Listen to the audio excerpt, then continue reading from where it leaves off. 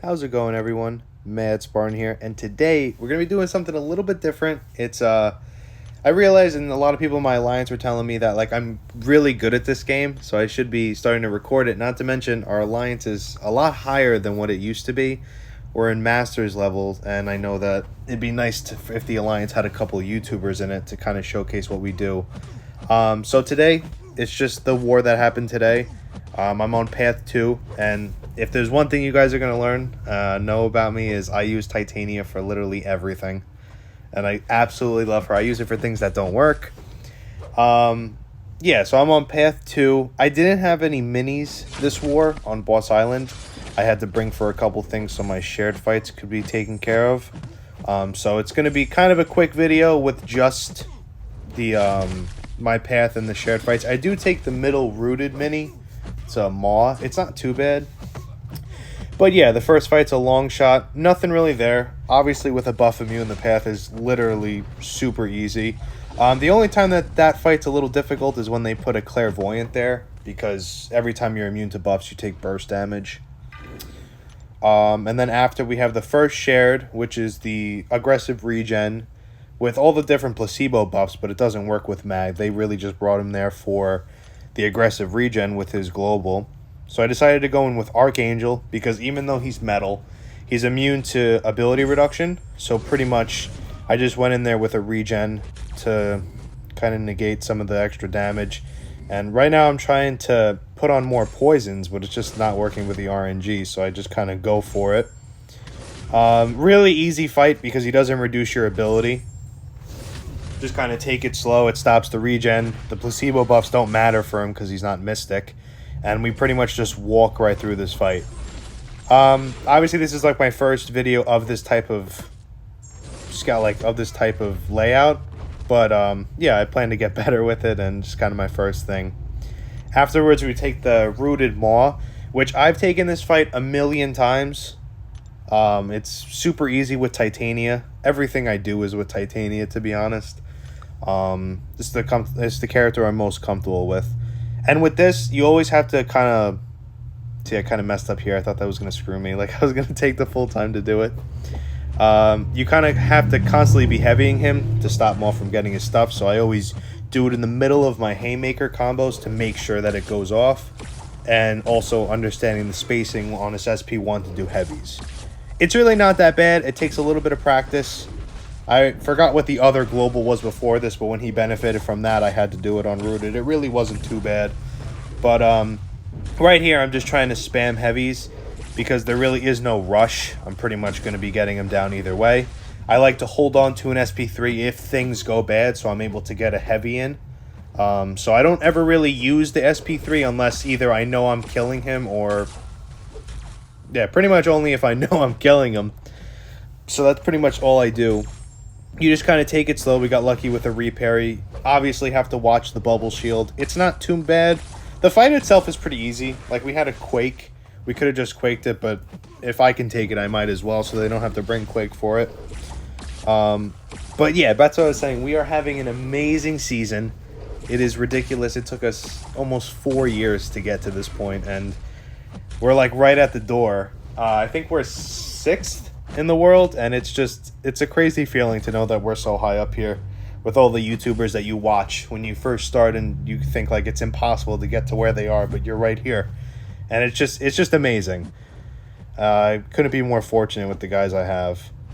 Obviously, everyone could still improve. I can improve, and that's the only way we're going to improve to get to first place.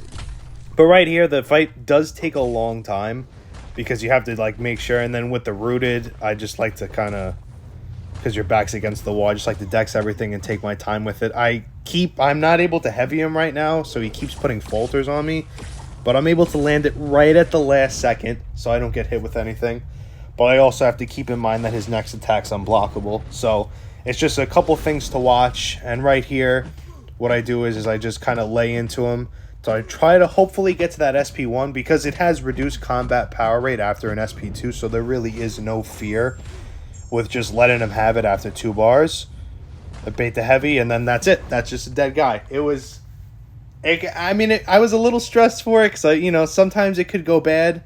But you pop it indestructible, and you just take your time with it. After this, we have the middle shared mini.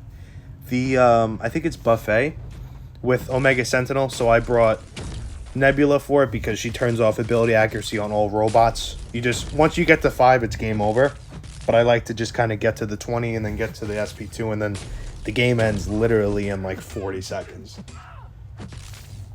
Now, I do run into a little bit of an issue here. Sometimes she doesn't throw the SP1. I don't like the SP2. It's, even if there's no abilities, it's just a lot of block damage. This is her only fight, so any block damage I take, I'm not really stressing over.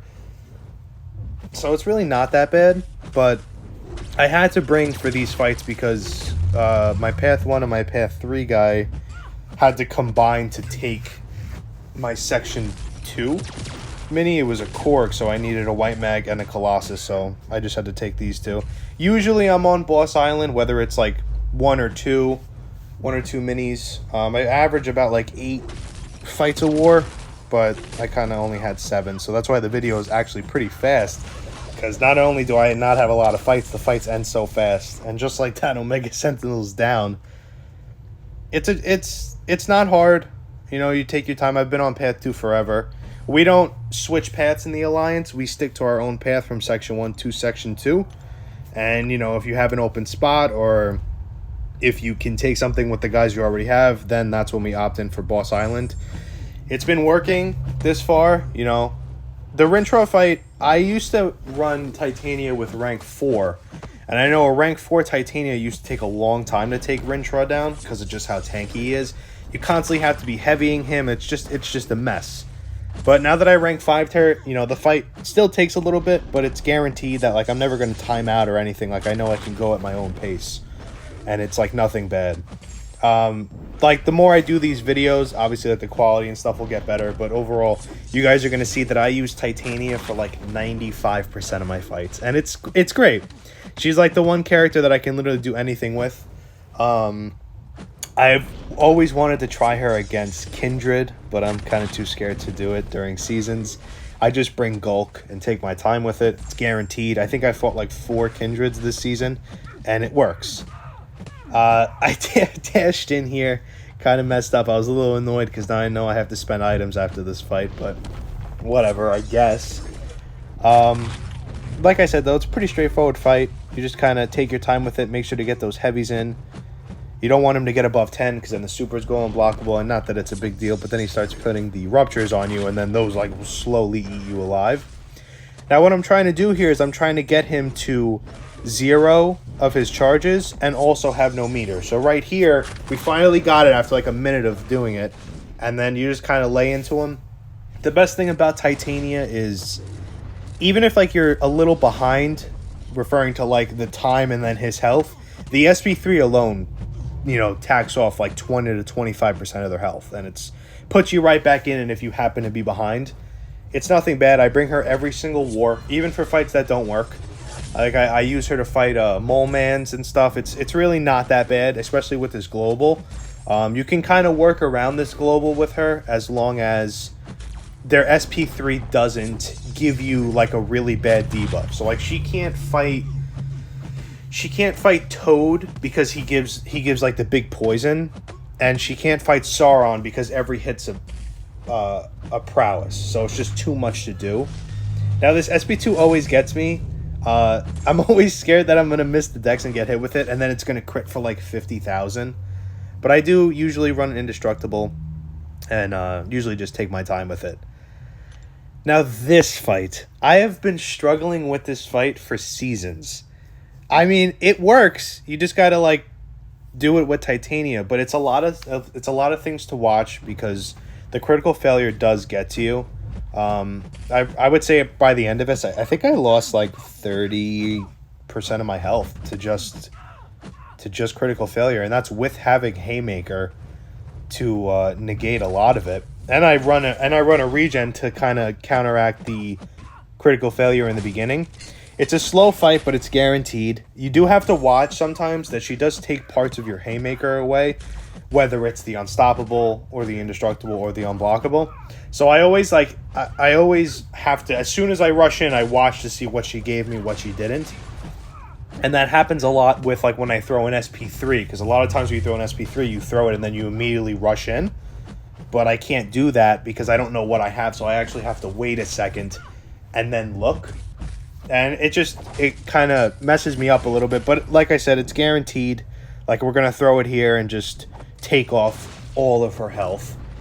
When she gets lucky, it's an issue because she can evade, but the SP3 does put the decelerate up to 2 of them, which I believe it totals at like a 75% chance to not evade. So it's comfortable enough that I'll take the risk. I'll do a 5-hit combo, not to mention I'm in Haymaker for most of it, so it really doesn't matter if I do get hit. Now, right here is when the fight kind of starts to go a little bad, because she's not throwing that SP2, so I constantly hit into her block to push her on the other side to give me like a little more breathing room. Now, I had a bad feeling that when I rushed in that other time, she was going to throw it.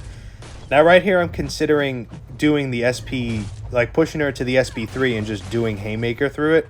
But I know that she has a chance to put like a big bleed on you, so I don't really want to play that. Like, I had to fight a Kitty Pryde last war with her, and it really, it didn't go bad. It was just like she put the Incinerate on me, and then that was just something that you got to deal with. But yeah, it was pretty easy war, actually. Most of the wars are easy. I think the only time that I really stress is when I have a Kindred, but I've taken it a lot now that I pretty much don't stress ever. I bring pretty much Titania for everything, try to see where she works and where she doesn't. She pretty much works on everything, if you're good enough to use her. Like, I like to use her for Weapon X's, too. But right here, you just take it slow. I didn't end the combo because she was lucky, and then we're just going to throw the SP3 and we're going to close it out. Yeah, we're still waiting on the results. I think we're losing 2-0, and the war just started. But yeah, I hope you guys enjoyed the video. It was pretty cool. It's a new thing, and I'll see you on the next one.